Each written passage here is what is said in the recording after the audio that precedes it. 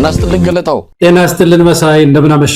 እንግዲህ ዛሬም ተገናኝተናል ገለታው ተለያዩ ጉዳዮች ላይ እናተኩራለን። የኢትዮጵያና የቻይና ግንኙነት ኢትዮጵያን አንድ አደገኛ በሆነ የዲፕሎማሲ ቅርቃር ውስጥ ከቷታል። በተለይም ለታይዋን ከወዲሁ የአብይ አህመድ አገዛዝ የያዘው አቋምን በተመለከተ የታይዋን መንግስትም እንደዚሁ ተቃውሞ አሰምቷል። በምዕራባውያን ሀገራት ዘንድ የኢትዮጵያ አቋም መነጋገሪያ ሊሆን እንደሚችል ነው ዘገባዎች የሚያመለክቱት። የአማራ ፋኖ ብሔራዊ ኃይል ምዕራብ አማራ ቀጠና ቴዎድሮስ እዝ ሰሞኑን አንድ መግለጫ አውጥቷል።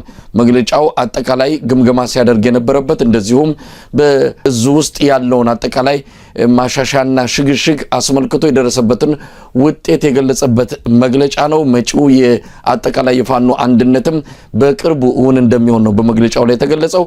ስለ ፋኖ ጉዳይም እንደዚሁ አንስተን አንዳንድ ሐሳቦችን የምንጋራ ይሆናል ገለታው። ሌሎች ጉዳዮችንም እናነሳለን። አምባሳደር ዲና ሙፍቲ የሚቀጥለውን የገና በዓል በአሰብ ወደብ ላይ እናከብራለን የሚል መግለጫ በግል የቲክቶክ አካውንታቸው መስጠታቸውንም ተከታትለናል።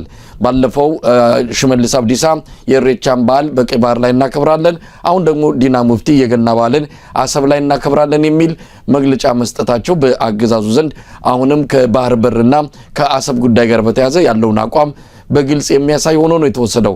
በዚህ ጉዳይ ላይም ሐሳባችን የምናካፍል ይሆናል ገለታው።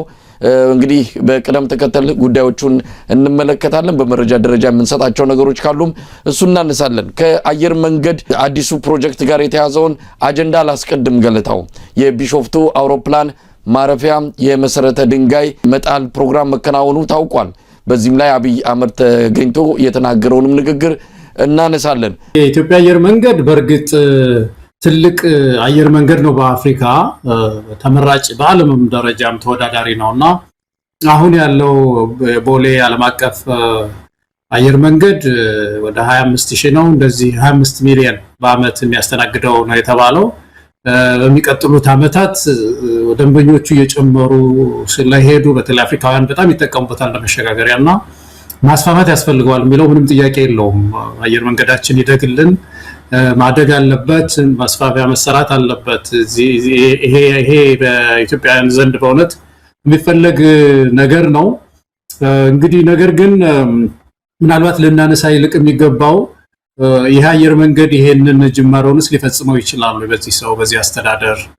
በተለይ ደግሞ አሁን የተናገራቸው ንግግሮች እንደው በደንብ በእውነት ፖለቲከኞች ሁሉ የተነትኑ ዘንድ የቤት ስራ መስጠት መቻል አለብን። መሳይ አንዳንዱ በዚህ መድረክ ላይ የተናገረው ነገር በጣም ከምን ጊዜውም በላይ አሳሳቢ ነገር ሆኖብኛል እኔ እና ከዛም ባሻገር ደግሞ አየር መንገዱ እንደምታውቀው ብቸኛ ትርፋማ ድርጅት ነው ማለት ይቻላል ኢትዮጵያ ውስጥ በተለይ ከውጭ ዶላር በማምጣት ያንን የሚሻማው ነገር ስላለ ይሄ ፕሮጀክት መራመድ ይችላል የሚለው የሚነሳ ትልቅ ጥያቄ ነው የሚመስለኝ መሳይ። ከዛ ጋር ተያይዞ እንግዲህ የሚነሱ ያፈጻጸም ጥያቄዎች አሉ። የገበሬ መፈናቀል ጉዳይ መነሳት አለበት። በተግባር የሚታዩ አንድ ትልቅ ችግር ሊሆን የሚችለው እሱ ነው። እሱንም አንስተን ብንወያይበት ጥሩ ይመስለኛል መሳይ። ገለታው እንግዲህ በመረጃ ደረጃ ይሄ የአውሮፕላን ማረፊያ ቦሌ አውሮፕላን ማረፊያ በብዙ ርቀት ላይ የሚገኝ አይደለም፣ እዛው አካባቢ ያለ ነው። ለምን የቦሌ አውሮፕላን ማረፊያን የማስፋፋት ስራ አንደኛው ነው አይካሄድም የሚልም ጥያቄ ተነስቷል።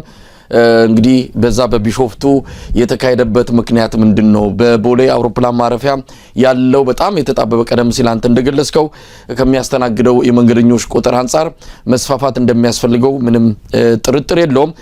ነገር ግን በአቅራቢያ በቅርብ ርቀት በአየር ሁኔታም አጠቃላይ በጂኦግራፊ አቀማመጥ በብዙ ነገር ምቹ ነው ተብሎ የተመረጠው የደብረ ብርሃን አካባቢ እንደነበረ ነው ከአንዳንድ የመረጃ ምንጮች የሰማነውና ያንን በመሰረዝ ነው ወደ ቢሾፍቱ የተደረገው። ይሄ ምን አይነት መልእክት አለው የሚለው እንግዲህ ያው ኢትዮጵያ ውስጥ ያለው የፖለቲካ ፍጥጫ ከዚህ ከዘር ፖለቲካ ጋር የተያዘ በመሆኑ ጉዳዩ ወደዚያ ተስቦ ተወስዶ ሌላ መልክ ያዘበት ሁኔታ ምን ያለው በርግጥ የሚያስተረጥሩ ይህንን ግምት እንዲወስዱ የተደረጉ አካላትም ዝም ብሎ ከመሬት ተነስቶ አይደለም የሚልም አስተያየት መስጠት የሚቻል ይመስለኛል። ይህንን ተከትሎ በነ ሽመልስ አብዲሳ እንደዚሁ እየተነገረ ያለ አንድ ግዙፍ ፕሮጀክት አለ። ቢሾፍቱን አዳማንና ሸገር ከተማን የሚያካልል ትልቅ የኦሮሚያ የኢኮኖሚ ኢምፓየር ለመመስረት ከፍተኛ እንቅስቃሴ እየተደረገ ነው ያለው። አንዱ ይሄም የቢሾፍቱ አውሮፕላን ማረፊያ ከዚሁ ጋር እየታየ የሚገኝ ጉዳይ ሆኗል።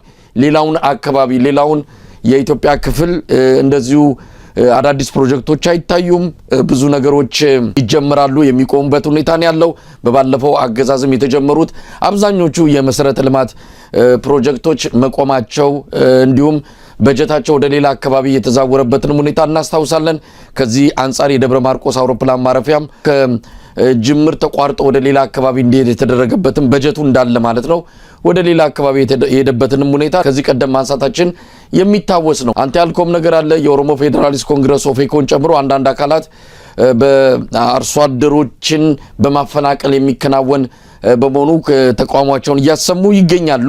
ኦፌኮ ተቃውሞ አንድም ከሚፈናቀሉ አርሶ አደሮች ጋር የተያያዘ ነው። በአጠቃላይ ይሄ የአየር መንገድ አዲሱ የሚሰራው አውሮፕላን ማረፊያ ከወዲሁ መሰረተ ድንጋይ ነው የተጣለለት። ምንም ገና የተጨበጠ ነገር የለም። ብሩም 12 ቢሊዮን ዶላር የሚባለውም ከየት እንደሚመጣ እርግጠኛ አይደሉም። አንዳንድ አካላት እንሰጣለን ቃል ገብተዋል የሚባል ነገር እንሰማለን። የቻይና መንግስት ከአውሮፕላን ማረፊያው አብዛኛው ድርሻ ከተሰጠኝ በበጀት ደግፈዋለሁ እኔም እሰራዋለሁ የሚል አቋም እንዳለው የቻይና መንግስት ከዚህ በፊት ሰምተናል። ስለዚህ ነገሮች ግልጽ አይደሉም። ነገር ግን የመሰረት ድንጋይ የተጣለበት ግርግር ተሰርቶ ያለቀ እስኪመስል ድረስ የመንግስት መገናኛ ብዙሃን ዲጂታል ሰራዊቱ ሁሉ ነገር ያበቃ የተጠናቀቀ ምንድነው ሪቫን ተቆርጦ የተመረቀ እስኪመስል ድረስ ነው ብዙ ነገሮችን ሲናገሩ የነበሩት። ኢትዮጵያ አለፈላት፣ ኢትዮጵያ ወደ ብልጽግና ተሻገረች የሚሉ የብልጽግና ደሴት ነዋሪዎችን ጩኸትንም እንደዚሁ ስንሰማ ነው ያለው። ለማንኛውም ገለታው በዚህ መልኩ የሚገለጹ ነገሮች አሉ። እስቲ እንዴት ታያቸዋለህ? ይሄ እንግዲህ የሎኬሽን መረጣው በጣም ቴክኒካል ነው። ባለሙያዎች ይሄን ነገር አጥንተው መሆን አለበት። እንደተባለው የቦሌ አየር መንገድ ማስፋፊያ ነው የተባለው። እኔ መሰለኝ ቅርበት ስላለው ቢሸፍቱ ምናልባት ከቅርበቱ ጋር ተያይዞ ሊሆን ይችላል ነበር። እንግዲህ የሚጠይቁ ሌሎች ሰዎች ደግሞ እንደዚህ የሆነ አሻጥር ነገር ካለው ያንን በተለይ ባለሙያዎች እያጋለጡ አውጥተው መመካከር ያስፈልጋል። ከዛ ባሻገር ግን እኔ ትልቅ ስጋት መመካከር ስትል ከማን ጋር ነው እንግዲህ ያለውን ሁኔታ ታውቃለህ? ከማን ጋር ነው መመካከር? ተቃውሞ ማሰማት ማለት ነው። መቼም መንግስት ግን ልክ አሁን እኛ መረጃው ቢኖረን እንደዚህ አይነቱን ችግር ቴክኒካል የሆነውን ነገር በጣም ብናውቀው እናጋልጣለን። እዚህ ሌላው ደግሞ በተለይ ለሙያው ቅርበት ያላቸው ለዚህ ጉዳይ ቅርበት ያላቸው ሰዎች የተሰራውን ሻጥር ካለ ያንን ድምጻቸውን ቀይረውም ቢሆን እኮ ካንተም ጋር ውይይት ቢያደርጉ የተሰራ ስራ ካለ ሸፍጥ ነገር ካለ ያንን ቢያሳውቁ ጥሩ ነው ያስባሉ። ዞሮ የትም ቢሰራ ይሄ አየር መንገድ የሚቆጣጠረው ኢትዮጵያ አየር መንገድ ነው። ኢትዮጵያ አየር መንገድ ውስጥ እዛው ፋይናንስ ውስጥ ሳቦታጅ መስራት ይቻላል። እንግዲህ መዝረፍ ይችላሉ፣ ምን ያደርጋሉ? አሁን ትልቁ ስጋታችን በተለይ በዚህ በአብይ አህመድ ዘመን ይሄ ተቋም በንጽህና እየተጓዘ አይመስልም። መሳይ ከዚህ በፊትም ያነሳሳናቸው አንዳንድ ቅሬታዎች ነበሩ፣ ተሰምተው ያልታወቁ በደርግ ያልተሰማ በኢህአዴግ ያልተሰማ ብዙ ቅሬታዎች ሹመትን ሳይቀር ታስታውስ እንደሆነ ምንድነው ቦርድ ሊቀመንበር የአየር ኃይል አዛዥ አድርጎ ያደረገበት ሰው ነው ተቀምጦበታል። ስለዚህ ይሄ አካሄዱ በአጠቃላይ በዛ አየር መንገድ ውስጥ እጁ እየበዛ ስለመጣ ተቃውሞን አንስተናል። የአስተዳደር ጥያቄን በተመለከተ ማለት ነው። ግን ያልከው ነው አሁን የመሰረት ድንጋይ ተጥሏል። በጣም ትልቅ ማፕ ነው የታየው። ይሄ ጉዳይ ግን ወደ ተግባር ሊሄድ ይችላል ወይ? አንዱና መሰረታዊው ነገር ብሩ ከየት ይመጣል ነው መሳይ። የኢትዮጵያ አየር መንገድ እኮ የሚያገኛትን ገንዘብ እኮ እየወሰደ ለአብይ አህመድ ነው ማስረከብ ያለበት። አብይ አህመድ ደግሞ ጠመንጃ ነው የሚገዛበት እኮ አሁን ባለው ሁኔታ። ትልቅ ገቢ የሚያስገኘው ወደ 7.5 እንደዚህ እስከ 8 ቢሊዮን ዶላር ያስገባል ነው የሚባለው የኢትዮጵያ አየር መንገድ እንደምታውቀው። ያን ገንዘብ እኮ እየወሰደ እኮ ያባክ ነው። እንደዚህ አይነት ፕሮጀክት ለመስራት አያስችልም። ሁለተኛ ኢመርጀንሲ ላይ ነው ያለችው ሀገሪቱ። ኢመርጀንሲ ማለት የተለያዩ ጋር ብቻ እንጀብባት ምድር ናት። የሰው ህይወት መትረፍ አለ ፕሮጀክት ከመስራት የተወሰነ ትግራይ ውስጥ ያለ ረሃብ ካለ፣ አማራ ውስጥ ረሃብ ካለ፣ ኦሮሚያ ውስጥ ረሃብ ካለ እኮ ሁሉ ጊዜም ቢሆን ቅድማ መስጠት ያለብን እኮ ለፕሮጀክት አይደለም መሳይ ለህይወት መትረፍ መቻል አለበት። ስለዚህ የሚመጡት ጊዜያት ትላንት የተነጋገርንበት ዩናይትድ ኔሽንስ ራሱ የተናገረው ምድሪቱ የሚጠብቃት ከፍተኛ ኢኮኖሚ ችግር አለ ነው። ይሄን ዓለም ህዝብ እየተናገረ ዓለም ተቋማት ይሄን እየተናገሩ ባሉበት ሰዓት ደግሞ ዝም ብሎ የመሰረት ድንጋይ አስቀምጦ ትላልቅ ስዕል አሳይቶ ትላልቅ ካርታ አሳይቶ በሚቀጥሉት ስንት ዓመታት እኔን እንገነባለን ማለት ፕራክቲካል አይሆንም፣ ተግባራዊ አይሆንም ነው ትልቁ ስጋትና ከዚህ አንፃር ስናየው እኔ ወደ ተግባር ብዙ የሚራመድ አይመስለኝም። ግን አብይ ምንድነው እንደዚህ አይነት መድረኮች ይፈልጋል። አሁን አብይ አህመድ የያዘው ነገር በከፍተኛ ወንበሩ አልረጋችም፣ የስልጣን መንበሩ አልረጋችም፣ ከፍተኛ ነውጥ ላይ ነው ያለው፣ ፓኒክ ላይ ነው ያለው። ስለዚህ የተለያዩ ዘዴዎችን ይጠቀማል። አንዱ መሰረት ድንጋይ መጣል፣ ነገም አሁን ደግሞ የኤአይ ዩኒቨርሲቲ መሰረት ድንጋይ ተጣለ ብሎ አንድ አካባቢ ሄዶ ንግግር ማድረጉ አይቀርም መሰለኝ። ኤአይ ዩኒቨርሲቲ ይገነባል ብሎ የለም ባልነው መሰረት ድንጋይ ጥልናል ብሎ ነገም ምጣፍ ላይ ይሄ ይቀጥላል። እንደዚህ አይነት ነገር። ሁለተኛው እንደገና ደግሞ ስልጠና፣ ውይይት እና የማይጨበጡ ተስፋዎችን መንዛት። አሁን በጥናት መካከል ስሚያ ባለፈው ያመጣው በ2020 ይሄ ይሆናል፣ በ2010 ይሄ ይሆናል። አመቱ ደግሞ አበዛዙ በቃ እርስ በርሱ የሚጋጭ አመት ነው የሚያመጣው። እንደዚህ እያደረገ የሚቆይ ነውና ይሄኛውም አንዱ በእውነት ለፕሮፓጋንዳ ካልሆነ በስተቀር እኔ ብዙ ችግሮች ተወሳስበው ነው የታዩኝ በአፈጻጸም ላይ ሊገጥሙ የሚችሉ ማለት ነው።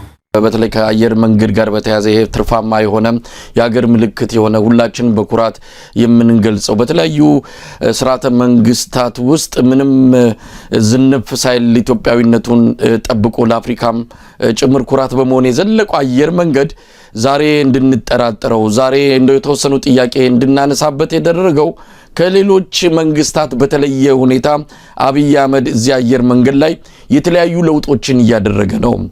አየር መንገዱ ኢትዮጵያን አይመስልም የሚልም አቋም አለው። ኢትዮጵያን እንዲመስል ልክ እንደ ፖለቲካው የብሔር ብሔረሰብ ጉዳይ እዛ ውስጥ እንዲገባ በችሎታና በአቅም በትምህርት ዝግጅት ሳይሆን በኮታ ነገሮች እንዲመደቡ የሄደበት ርቀት አለ።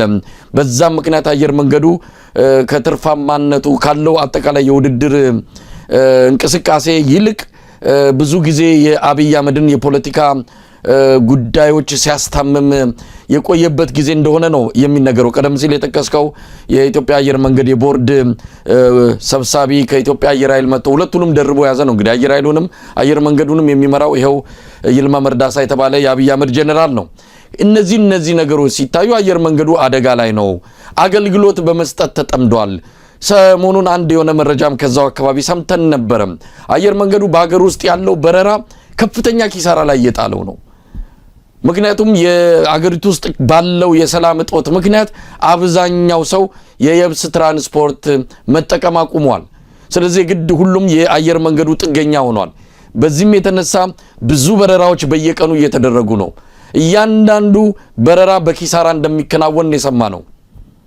ይህን ደግሞ ጊዜው ያመጣው በአብይ አህመድ አገዛዝ ምክንያት ሀገሪቱ የገባችበት የሰላም እጦት አየር መንገዱ ሌላ ሸክም ሌላ ጫና እንዲፈጠርበት አድርጓል።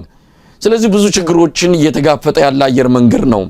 አሁን ይህንም ጉዳይ በተመለከተ እንደው አንድ ነገር በደንብ መሰመር ያለበት ነገር አለ። ገለታው ኢትዮጵያ ውስጥ ምንም ነገር ቢሰራ ላናደንቅ ላናጨበጭብለት የሚገባ ነገር አለ። ሀገሪቱ ሌላ ነገር ነው የምትፈልገው። ሀገሪቱ ከነዚህ ፕሮጀክቶቹ ምንም ይሁን ምን ሀገር እንደሚጠቅሙ ይታወቃል። ግን ደግሞ ከዛ በፊት መደረግ ያለባቸው ብዙ ነገሮች አሉ። እነሱ ባልተደረጉበት እንዲህ አይነት ሜጋ ፕሮጀክት ሌላውም ነገር ቢሰራ ምንም ትርጉም የለውም። ሰላም ከሌለ ምን የሚገነባው ራሱ እንደ ምሽግ ትቆጥረዋለህ እንጂ እንደ ልማት አታየውም። ስለዚህ የሚቀድሙ ነገሮች ስላሉ ነው። አንዳንዴ እንዲህ አይነት ነገር ሲሰራ ለምን የሚሰራውን አታመሰግኑም የሚል መከራከሪያ ይመጣል። ለዚህ መከራከሪያ ጥሩ መልስ የሚሆነው መጀመሪያ ሰላም ይቅደም፣ መጀመሪያ ኢትዮጵያውያን ወጥተው ይግቡ፣ መጀመሪያ የሚበላ ይኑር።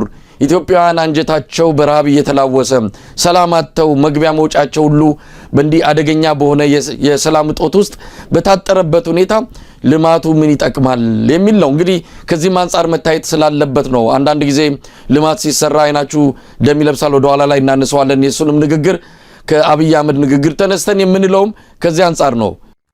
ያልከው ነገር እኮ እኛ ብቻ አይደለንም የምንለው መሳይ፣ እዚህ ሚዲያ ላይ ያሉ ፖለቲከኞች መንግስትን የሚቃወሙ ብቻ ሳይሆኑ ህዝቡ እኮ የሚለው ነገር ነው።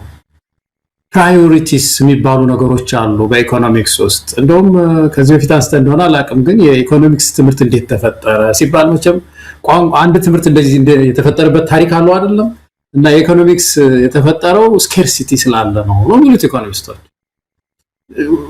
ሁሉ ሪሶርስ ወይም ያለው አቅም ትንሽ ነው በቃ በዚህ ዓለም ላይ ውሱን ነው ስለዚህ ይሄን ውሱን ምርት እንዴት እናብቃቃው የሚለው ነገር ሳይንስ አስፈልገው እና ኢኮኖሚክስ የሚባል ትምህርት ተፈጠረ አሁን ያድጓል በጣም ሳይንሱ ሄዷል የተማገ እና አንድ ዝም ብሎ በግለሰብ ቤት እኮ ስታየው ኢኮኖሚክስ አለ አይደለም እንግዲህ ደሞዝተኛ እንደ ጎረቤቱ እኮ አይደለም የሚያድረው እንደ ሌላው አይደለም እኮ የሚያድረው እንደ አቅሙን ያይና በጀት ያወጣል ይሄን ለዚህ ይሄን ለልብስ ይላል ይሄን ለምን ይላልና እኛ እኮ በጣም የተቸገርነው ያንን ነውና ያ የኢትዮጵያ ሕዝብ ጥያቄ ነው መሳይ ያነሳው ጥያቄ የኢትዮጵያ ሕዝብ ጥያቄ ነው እና አብይ አህመድና የብልጽግና አባላት ናቸው ያችን የሚሉት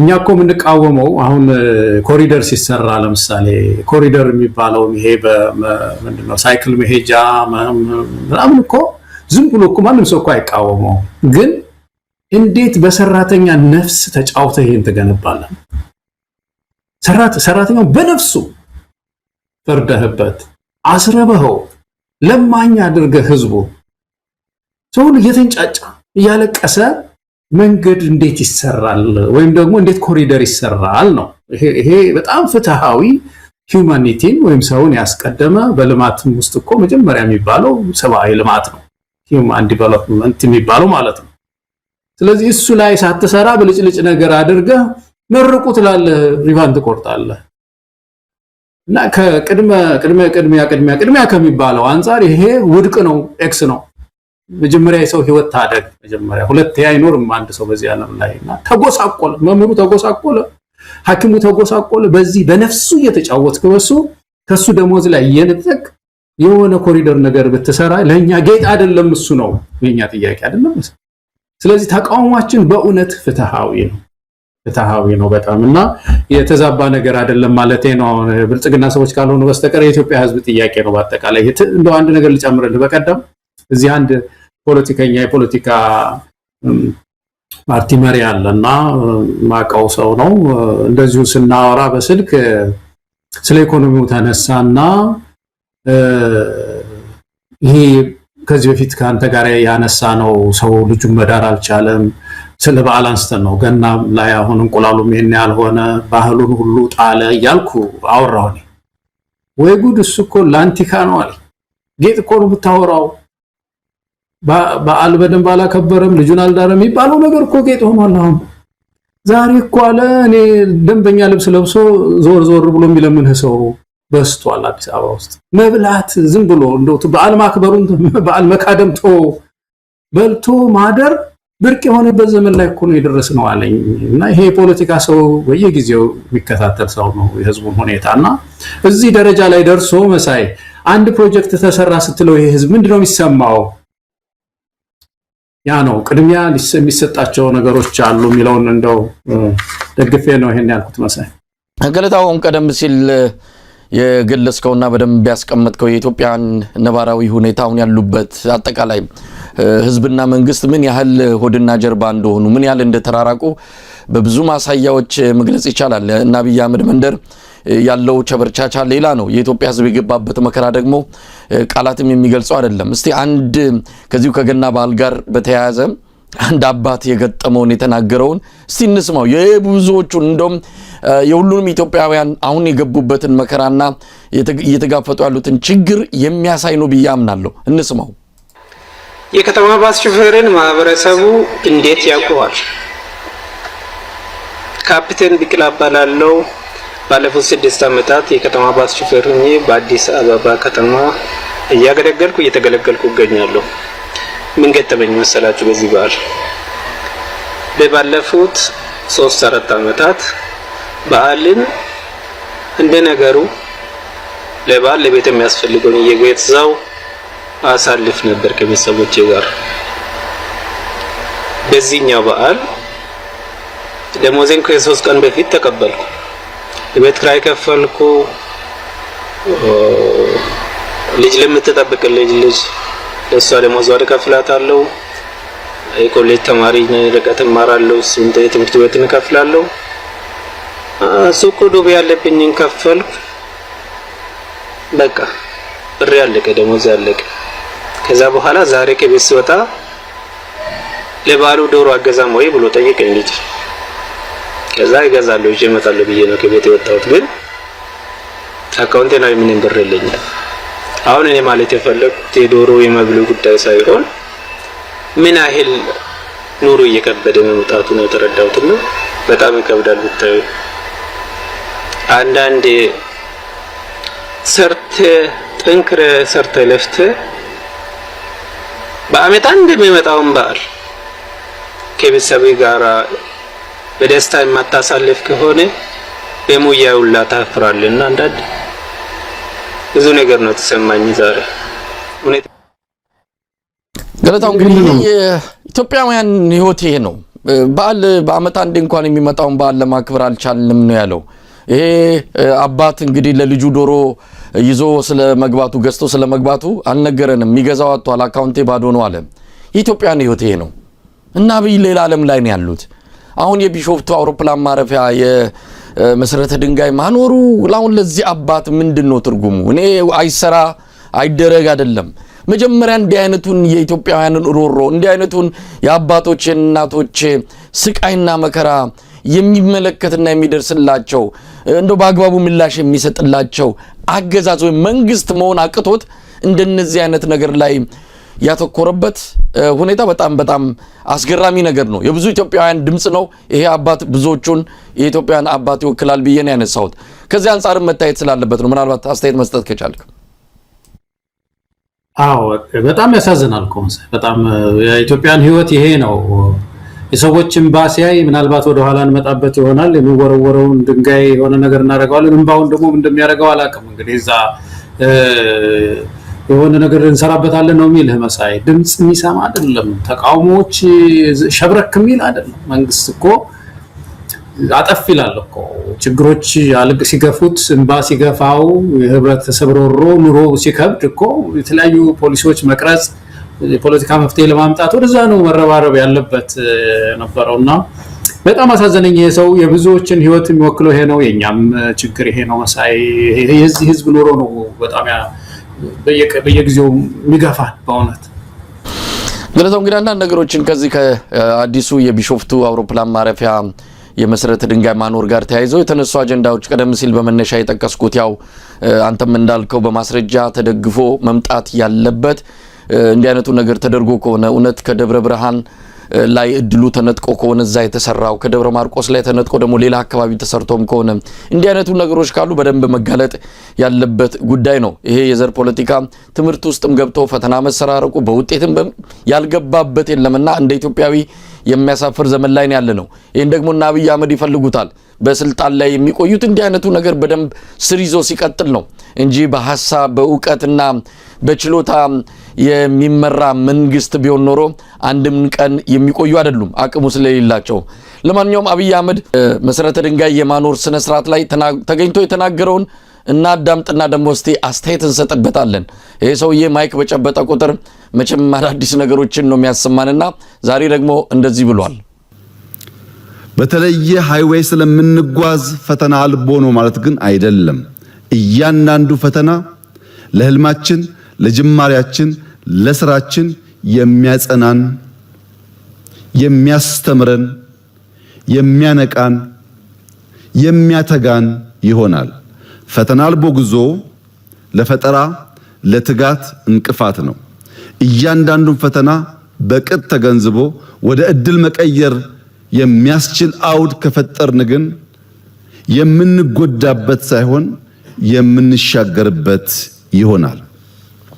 እያንዳንዱ የሚወረወሩብን ድንጋዮች፣ ተግዳሮቶች ለግንባታ እንደሚውል ብሎኬት እንጠቀምባቸዋለን። እያንዳንዱ ጦር፣ እያንዳንዱ ፍላጻ እንደ አርማታ እንጠቀምበታለን።